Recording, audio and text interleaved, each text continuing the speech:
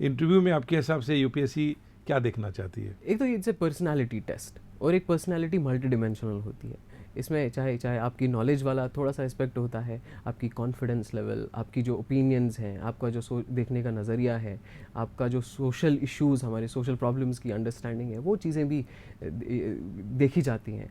आपकी जो जैसे हॉबीज़ हैं, आपकी जो लाइकिंग्स हैं, इंटरेस्ट्स हैं, उनसे भी आपकी जो पर्सनैलिटी में का उसका अंदाज़ा लगाने की कोशिश की जाती है। तो जनरली ये होता है कि जो आपके पास पैनल होता है, काफ़ी it's a very experience panel होता है। आपको क्वेश्चंस अलग अलग डायमेंशन से, अलग अलग चीज़ों के बारे में आपसे पूछता है।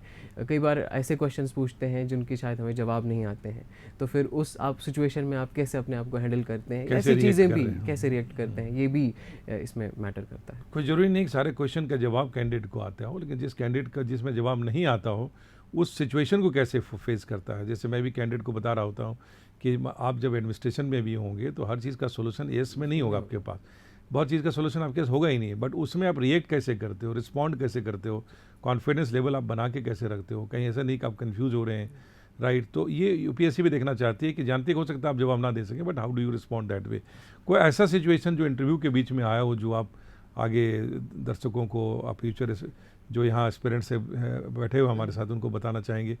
पर्टिकुलरली ऐसा कोई मोमेंट मुझे नहीं लगता इंटरव्यू में आया जहाँ पे मैं एकदम अटक गया या मुझे जवाब नहीं पता था। इट वाज मेरा इंटरव्यू शायद थोड़ा सा स्मूथ ही चला, लेकिन मुझे लगता है जो आपने ये बताया, जब आपसे क्वेश्चन पूछें और आपको पता ना हो, तो आप कॉन्फिडेंस से उन्हें बता सकते हैं कि मुझे सर इसका जवाब नहीं पता है। आप जो तुक्का या आप वो फर्जी आंसर देने की कोशिश ना करें, क्योंकि वो उनको पता होता है, वो बहुत काफ़ी जानते हैं। और अगर आपने ब्लफ किया तो वो एक डिसऑनेस्टी है।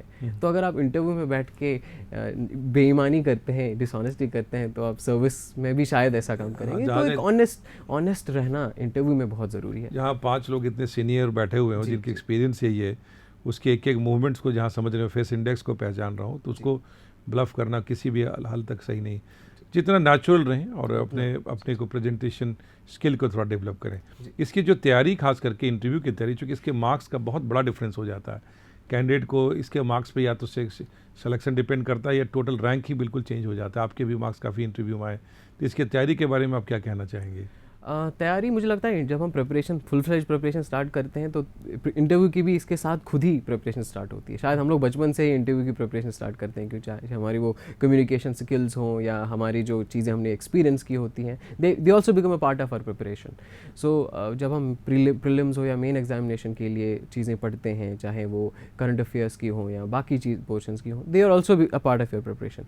इसके साथ साथ जो आपका डिटेल्ड एप्लीकेशन फॉर्म में जो आप बायोडाटा देते हैं, जिसमें आपका कहाँ रहते हैं, किस गांव में रहते हैं, किस डिस्ट्रिक्ट में रहते हैं, क्या बैकग्राउंड है आपका, क्या इंटरेस्ट्स हैं आपके, क्या अचीवमेंट्स हैं, चाहे आपके कॉलेज में, क्या स्कूल में, वो सब भी उन सब के बारे में भी कई सारे क्वेश्चंस पूछे जाते हैं। इनफैक्ट जो हॉबीज़ या इंटरेस्ट्स का जो पोर्शन है, that's one of the favourite areas in which UPSC panels जो बोर्ड्स हैं क्वेश्चन सवाल पूछे गए जो कि आप हमारे स्टूडेंट्स को बताना चाहेंगे। कई सारे क्वेश्चंस इस बारे में पूछे गए। जैसे मैंने क्रिकेट लिखा हुआ था अपने गेम्स में, तो एक दिन पहले इंडिया का मैच था, तो इंडिया हार चुकी थी वो मैच। तो पूछा गया कि अगर आप कैप्टन होते इंडियन क्रिकेट टीम के, तो आप क्या क्या चेंजेस उस अपनी टीम में या अपने जो भी बैटिंग ऑर्डर है उसमें क्या क्या चेंजेस लेके आ सकते थे। इसी तरह से ट्रैकिंग के बारे में कई सारे क्वेश्चंस पूछे गए कि कहाँ कहाँ ट्रैकिंग की। और इंसिडेंटली ऐसा हुआ था कि जहाँ मैंने ट्रैकिंग की थी, 1-2 पैनलिस्ट थे जिन्होंने वहाँ पे जाके ट्रैकिंग की थी, तो उन्होंने भी अपने एक्सपीरियंस भी शेयर की और मुझे उस जगह के बारे में कुछ और चीज़ें भी पूछी। So it's a very interesting experience.